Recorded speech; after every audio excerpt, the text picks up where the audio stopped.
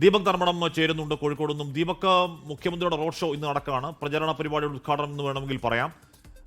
ഇന്ന് മുഖ്യമന്ത്രി അങ്ങോട്ടേക്ക് എത്തുമ്പോൾ ഇന്നലെ നമ്മുടെ കണ്ണൂരിലെ ഒരു ജില്ലാ സെക്രട്ടേറിയറ്റ് അംഗം നടത്തിയ അതിഗുരുതരമായ ആരോപണങ്ങൾ, പാർട്ടി സംസ്ഥാന സെക്രട്ടറിക്കെതിരെ ഏതാണ്ട് പരോക്ഷമായ അഴിമതി ആരോപണം പോലും, പരോക്ഷമല്ല നേർക്കുന്ന അഴിമതി ആരോപണം പോലും ഉന്നയിക്കുന്ന രീതിയിലുള്ള കടുത്ത വിമർശനങ്ങൾ. അപ്പോൾ അതിൽ നിന്ന് വിശദീകരണവും ഉണ്ട് എന്ന് പറഞ്ഞാൽ പോലും മലപ്പട്ടത്തെ പാർട്ടിക്കോട്ടയിലെ നേതാവിന്റെ വെളിപ്പെടുത്തലുകളാണ്. അപ്പോൾ അതിൽ മുഖ്യമന്ത്രിയുടെ ഒരു പ്രതികരണമൊക്കെ ഇന്നത്തെ പ്രചാരണ യോഗത്തിൽ പ്രതീക്ഷിക്കാവോ? Good morning Deepak. Very good morning Hashmi. തീർച്ചയായും അത് തന്നെയാണ് പ്രതീക്ഷിക്കുന്നത്. ഇന്ന് മുഖ്യമന്ത്രിയുടെ ആദ്യ തെരഞ്ഞെടുപ്പ് പരിപാടിയാണ്, അതും കണ്ണൂരിലാണ്.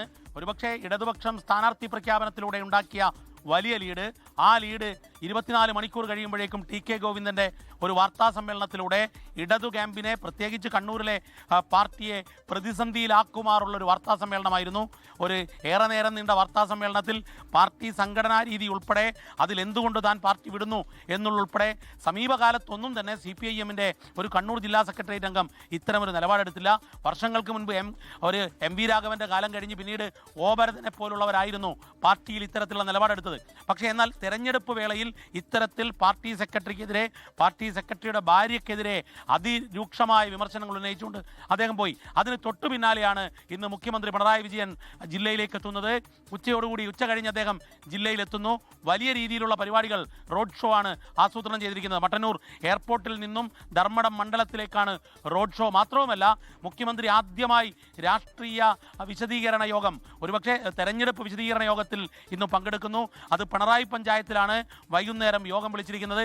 സ്വാഭാവികമായും ഈ രാഷ്ട്രീയത്തിന്, ഈ വിവാദത്തിന് മറുപടി മുഖ്യമന്ത്രി പിണറായി വിജയൻ പറയും. പിണറായിയുടെ രീതി വെച്ച് സംഘടനാ പ്രശ്നങ്ങൾ ഉണ്ടാകുമ്പോൾ കർക്കശമായ നിലപാടിൽ തെളിമയോടെ രൂക്ഷമായി മറുപടി പറയാറുണ്ട്.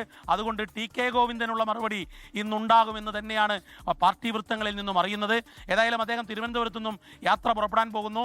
അദ്ദേഹം ഉച്ചയ്ക്ക് ശേഷം എത്തിയ ഉടനെ തന്നെ എയർപോർട്ടിൽ നിന്നും വലിയ പാർട്ടി പ്രവർത്തകർ സ്വീകരിച്ചുകൊണ്ട് അദ്ദേഹത്തെ, അതായത് ജനനായകന്റെ മൂന്നാം വരവെന്നാണ് CPIMന്റെയും ഇടതുമുന്നണിയുടെയും പോസ്റ്റർ പുറത്തിറങ്ങിയത്.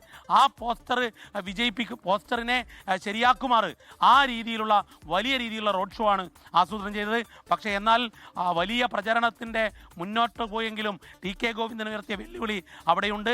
ആ വെല്ലുവിളിയെ മറികടക്കുന്നത് ഒരുപക്ഷെ പിണറായിയുടെ ഇന്നത്തെ വരവോടുകൂടി ആയിരിക്കും. ഹാഷ്മി, ലോകത്തെവിടെയായാലും ഏത് സമയത്തും 24 വാർത്തകളും ഓഗ്മെന്റഡ് റിയാലിറ്റി പാക്കേജുകളും എക്സ്പ്ലെയിനറുകളും വിശദമായി കാണാൻ ഞങ്ങളുടെ YouTube ചാനൽ നിങ്ങൾക്ക് സബ്സ്ക്രൈബ് ചെയ്യാം.